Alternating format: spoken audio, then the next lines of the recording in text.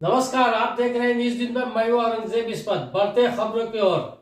वित्त मंत्री निर्मला सीतारमण ने आज बजट पेश की।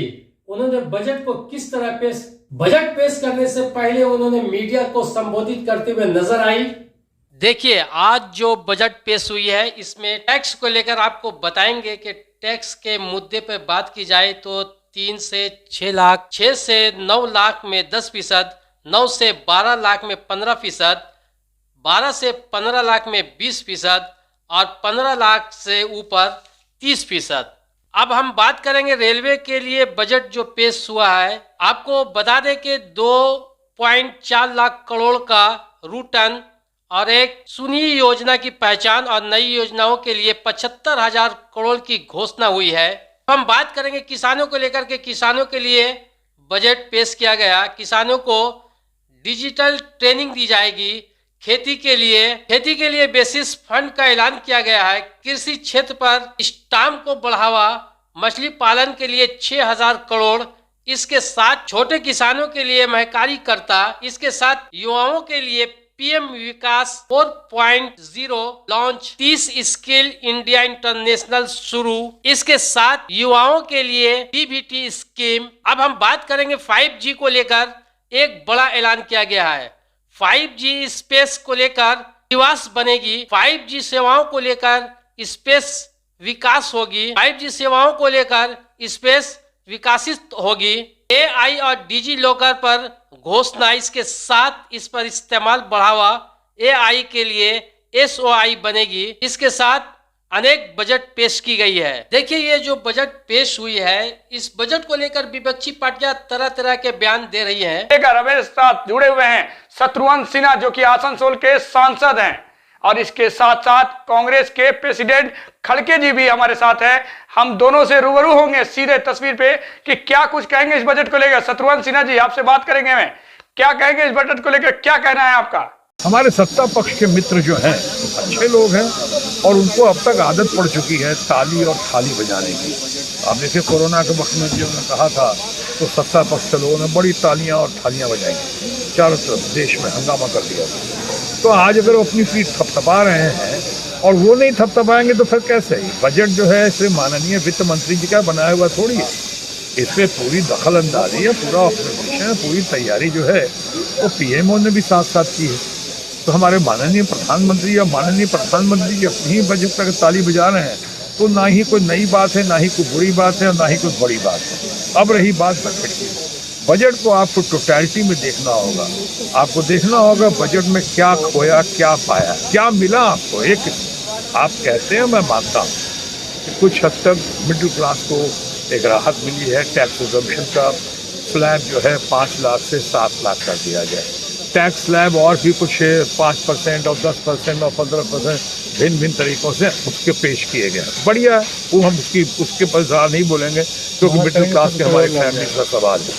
लेकिन ओवरऑल आप महिलाओं के लिए इसमें क्या पाते हैं, किसानों के लिए क्या पाते हैं, गरीबों के लिए क्या पाते हैं, बेरोजगारों के लिए क्या पाते हैं, युवाओं के लिए क्या पाते हैं आप। और सबसे बड़ी बात, या कुछ लोगों की नज़रों में शायद सबसे बुरी बात यह है कि जो हाईएस्ट टैक्स स्लैब था, जो आप कह सकते हैं कि इतना ऊपर जा रहा था, उसको आपने बहुत कम कर दिया है। अब कुछ लोगों का ऐसा कहना है कि कहीं को ख़ास लोगों के लिए तो कम नहीं किया गया, या ख़ास लोगों को ही बेनिफिट पहुंचाने के लिए।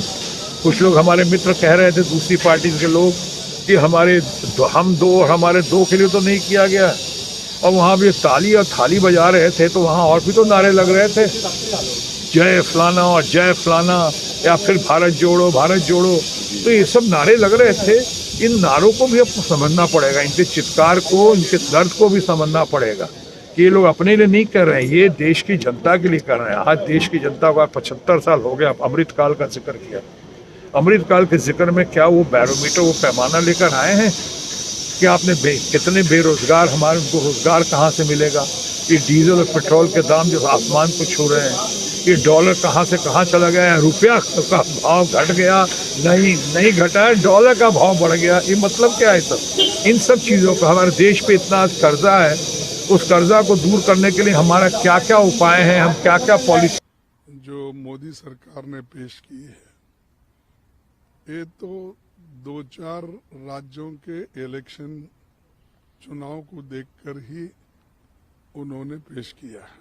तो ये तो इलेक्शन स्पीच है और वो इलेक्शन स्पीच 15 दिन पहले से ही शुरू किए हैं और उनकी जो जो बातें बाहर उन्होंने कही है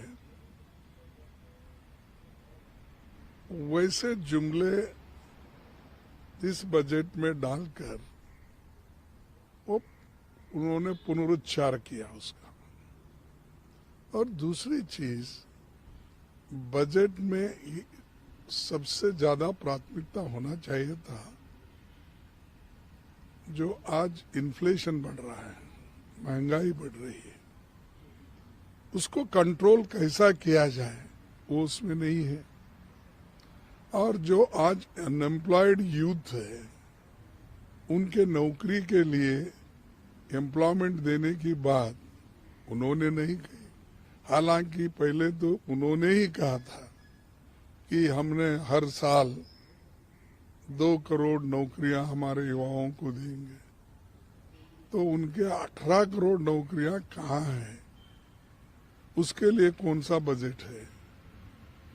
तीसरा, जो सरकारी वैकेंसीज है वो भरने के लिए भी उन्होंने इसमें कुछ नहीं कहा। और जो 30 लाख वैकेंसीज भरना है उसके लिए तो बजट का प्राविधान होना चाहिए, वो भी इसमें नहीं है। उसके अलावा गरीबों के लिए जो हमेशा पहले से आता था उनको जरा नरेगा के लिए जरा वो बहुत ही पॉपुलर स्कीम रहने की वजह से रूरल के हमारे किसान मजदूर को उसका लाभ होता है। उसके लिए उन्होंने इसको बहुत अलग दृष्टि से देखा था। लेकिन आज के बजट में पहले जो 90,000 करोड़ था, 90,000 करोड़, उसको घटाकर उन्होंने 60,000 करोड़ कर दिया है। जैसा कि आपने बजट को लेकर सुना ही, आपको कल हम आसनसोल के लोगों से सुनवाएंगे कि आज जिस तरह से ये बजट पेश की गई इससे कितने आम जनता खुश नजर आ रही है और कितने नाखुश हैं। हमारे साथ बने रहिए न्यूज़ यूनिवर्स के साथ, लगातार आपको खबर दिखाएंगे। तब तक के लिए मुझे दीजिए इजाजत और हमारे खबरों को देखने के बाद सब्सक्राइब और लाइक करना ना भूलें। नमस्कार।